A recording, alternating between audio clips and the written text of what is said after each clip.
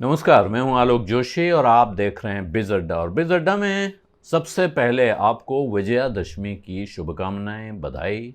दिवाली का मौसम एक तरह से शुरू हो गया है और आपको मालूम है शेयर बाज़ार पर जो लोग नज़र रखते हैं उनके लिए दिवाली बहुत बड़ा त्यौहार है। यूँ कारोबार में सभी तरफ के लोगों के लिए दिवाली के दिन पूजा होती है, लक्ष्मी पूजन होता है। और उस दिन आपको पता बहुत जगह खातों की पूजा होती है। और दिवाली एक कारोबार की दुनिया में सबसे अच्छा त्यौहार माना जाता है वहाँ से। और इसीलिए शेयर बाज़ार में मुहूर्त ट्रेडिंग होती है, ख़ास तौर पे मुहूर्त निकलता है और उस मुहूर्त के समय जो ट्रेडिंग होती है उसे शुभ माना जाता है। मुहूर्त की ट्रेडिंग अच्छी रहे तो बाज़ार अच्छा माना जाता है, मुहूर्त की ट्रेडिंग कमज़ोर रहे तो बाज़ार कमज़ोर माना जाता है। लेकिन अभी उसके लिए दिन बाकी हैं, दिवाली नज़दीक आएगी तो मुहूर्त ट्रेडिंग पे बात करेंगे। आज दुनिया के बाज़ारों को चिंता में डालने वाली एक खबर विजयादशमी के दिन आई है, जब यूं रावण का वध होता है।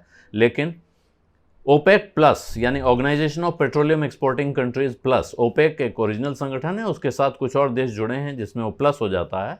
तो ओपेक प्लस ने फैसला किया है कि दुनिया के ऑयल आउटपुट में 2 मिलियन बैरल की कटौती की जाएगी। 2 मिलियन बैरल पर डे। वहाँ ये एक कैच है, ध्यान रखिएगा कि up to 2 million barrels per day है, यानी एक दिन में 2 मिलियन बैरल तक की कटौती हो सकती है। ये सारे देश मिला के, जो 10 देश हैं वो मिलाकर कटौती करेंगे इतनी। और वजह क्या है? वजह यही है कि कच्चे तेल का दाम पिछले दिनों गिर रहा है। आज इस वक्त जब हम बात कर रहे हैं, आज लंदन में जो ब्रेंट क्रूड होता है उसका दाम $92 पर बैरल पे आया हुआ है। ये दाम कच्चे तेल का $100 के ऊपर चला गया था, 150 तक की बातें हो रही थी, वहाँ से 92 पर पहुँच गया है।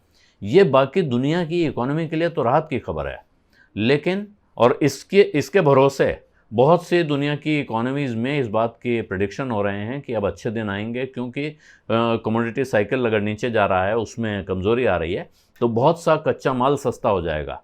कच्चे तेल का दाम कम होने का सीधा असर भारत की इकोनॉमी पर पड़ता है। हम कच्चे तेल के और गैस के बहुत बड़े इंपोर्टर हैं।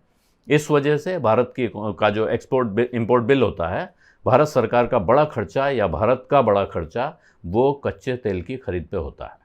तो कच्चे तेल के दाम में और गिरावट ना आए, इसका इंतज़ाम ओपेक प्लस लगातार करता रहता है। इस वक्त भी ये उम्मीद थी कि वो कटौती का ऐलान करेंगे, लेकिन 20 लाख बैरल पर डे की कटौती, ये 2020 के बाद से सबसे बड़ी कटौती है। लेकिन क्या इसका मतलब है कि रोज़ 20 लाख बैरल की कटौती होने जा रही है? बाज़ार के जानकारों का कहना है कि ऐसा नहीं है।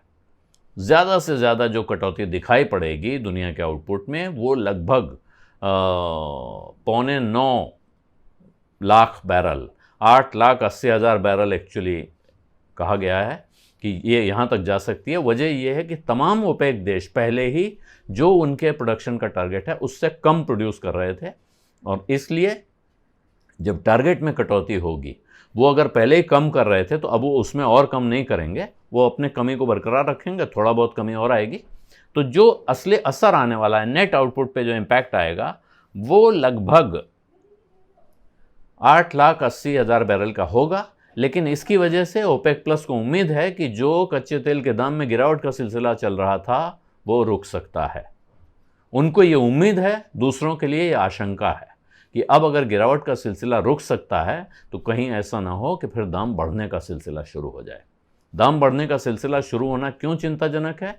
क्योंकि दुनिया भर में मंदी की आशंका फैली हुई है। तमाम लोगों के बीच में जो सर्वे हो रहे हैं, सीईओज़ का सर्वे आया आज, जिसमें से 86% को लग रहा है कि अब दुनिया में रिसेशन आ रहा है, ग्लोबल सीईओज़।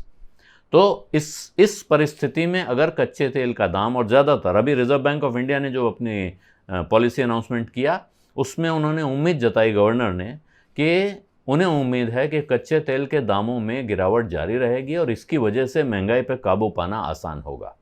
तो अगर वो गिरावट रुक जाती है, वो गिरावट उलट जाती है, तो महंगाई पर काबू पाना भी मुश्किल हो जाएगा। और दुनिया भर में कमोडिटी साइकिल की वजह से जो रिवाइवल की उम्मीदें जाग रही थी उन पर फिर काले बादल छाने लगेंगे। ये एक बड़ी चिंता पैदा होती है। लेकिन ये जो ओपेक प्लस के देश हैं, इनको भी ये बात समझ में आती होगी कि जो हमारे ख़रीदार हैं वो भी सोने का अंडा देने वाली मुर्गी हैं, उनको हलाल करने के चक्कर में पड़ गए तो फिर आगे मुश्किल हो सकती है। इसलिए उम्मीद ये की जानी चाहिए कि वो दुनिया की इकोनॉमी की परिस्थितियों को ध्यान में रखते हुए अगर उन्हें लगा बीच में कि दाम कहीं ज़्यादा गिर रहा है या दाम गिरने वाला है, तो फिर वो अपने आउटपुट कट का फैसला, प्रोडक्शन कट का फैसला, इस पे पुनर्विचार करेंगे और दाम एक हद से ज़्यादा न बढ़ेगा और न गिरेगा। ये परिस्थिति दोनों के लिए जो बैलेंस होगा, जो संतुलन रहेगा, वो फ़ायदेमंद रहेगा। और उस दिशा में अगर ये बढ़ते हैं और बाकी दुनिया भी उस दिशा में बढ़ती है, तो फिर शायद चिंता उतनी बड़ी न रह जाए। लेकिन अगर इन देशों के इस कदम से कच्चे तेल के दामों में तेज़ी आनी शुरू हो गई, तो फिर पक्के तौर पर ये न सिर्फ भारत के लिए, बाकी दुनिया के लिए भी गंभीर चिंता का विषय है और इसका असर सीधा सीधा आपको शेयर बाजार पे तत्काल दिखाई पड़ना शुरू हो जाएगा। बीज अड्डा में आज इतना ही। अब इजाज़त दीजिए। धन्यवाद। नमस्कार।